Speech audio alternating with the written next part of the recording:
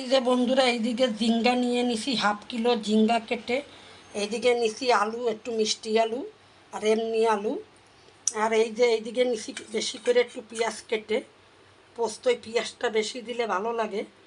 আর এই যে মিক্সারের বাটি নিয়ে নিলাম, এতে আমি পাকা দুটো তিনটে কাঁচা লঙ্কা দিয়ে দিলাম, 4-5টা কাঁচা লঙ্কা।